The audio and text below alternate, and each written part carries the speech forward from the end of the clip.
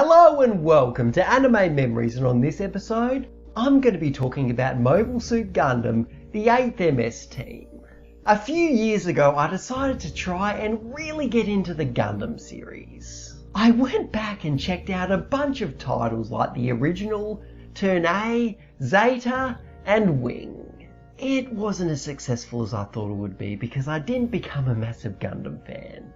I respect the franchise, sure, but many of the older entries just weren't for me.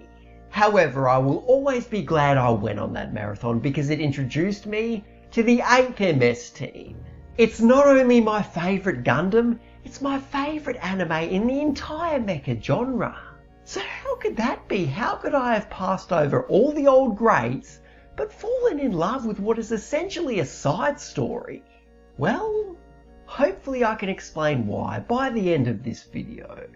The story is set in year 0079 of the UC timeline, which is right in the middle of the war between the Zeon and the Earth Forces. Shiro Amada is an Earth Forces soldier who's been transferred to a jungle region in Southeast Asia.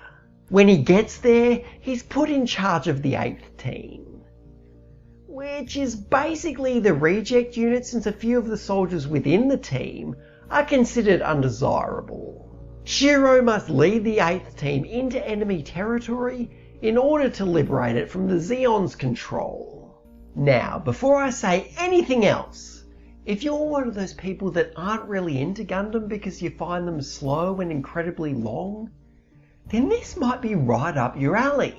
This is only 12 episodes, and yet they managed to tell a story that's very similar to what is normally found in the full-length Gundams. This results in a bunch of positives. Firstly, the pacing is much faster. You might initially think that it would end up being rushed, but it's actually the opposite. They give each plot point the amount of time it needs before moving the story forward. It never seemed like anything was being skimmed over. Every event was given enough weight to make it feel impactful. The only negative I can think of is that it feels much smaller in scale when you compare it to the other Gundams. The final episodes don't lead up to this epic fight that's going to decide the fate of the entire world. No, it's nothing like that. This is a very small part of a much larger battle.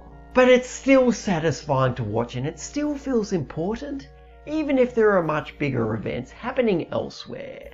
Also, as a romance fan, I appreciate that the love story was given a much larger focus here.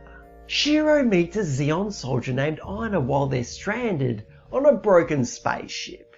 They work together to make it out alive and gain a mutual respect for each other, and their relationship develops from there. Not only is this a very interesting way to have your couple meet, but their situation also makes for some compelling drama because you can't get involved with an enemy soldier. You just can't. Their struggle demonstrates how war can tear people apart. To add to that point, there's this one soldier named MacLeod who has a girlfriend back home. His side plot shows how hard it is to stay connected to a loved one when in the middle of a war zone. Another theme that is commonly used in Gundam anime is that there are good and bad people on both sides of the war. This has been done to varying degrees of success. Sometimes they do a great job and the line between the heroes and the villains is quite blurry. Other times, the villains are extremely one-dimensional outside of one or two characters. Luckily, this anime is an example of the former. There are respectable characters on all sides, and this includes the gorillas who have gotten caught up in the middle of everything. They're all portrayed as human, and that makes it much more tragic when they have to give their lives for their respective cause. Honestly, I could go on all day about the different themes in here. They also include the effect of war on the indigenous people of the land and how a checkered past can follow you around. They cover so many complex topics for such a short anime, and I think that's one of the reasons why I love it so much. It's able to tell a very interesting and deep story in only 12 episodes. Many anime these days struggle to tell a complete story in 12 episodes, let alone a good one. Okay, I've probably gushed enough about how fantastic the story is. So now it's time for me to gush about how fantastic the characters are. The protagonist Shiro starts off very arrogant, but slowly develops into a much more respectable and humble leader. This happens due to the trauma of being at war.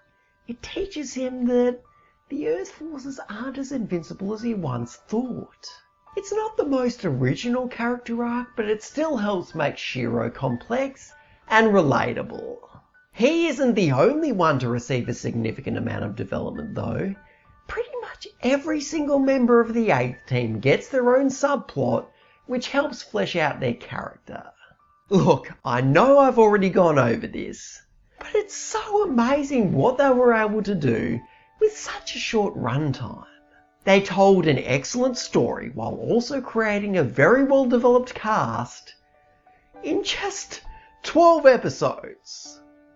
When it comes to the plot and the characters, I can't praise this anime enough. Moving on to the visuals, and being that this came out in the 90s, the animation is clearly outdated. I can't really compare it to current anime without being unfair, so all I will say is that this would have been top tier animation back in the day, and it still holds up well enough.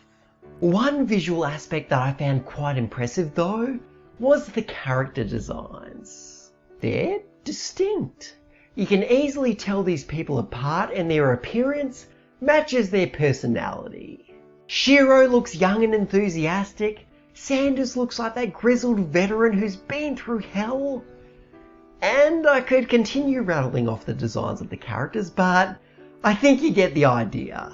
In the sound department, the soundtrack fits really well here. It's filled with orchestral tracks that sound like they belong in a Gundam anime. And that's about all I have for positives. For a franchise that's known for having superbly awesome music, the songs here were pretty underwhelming. The music is still good, it certainly gets the job done, but it just wasn't all that memorable for me.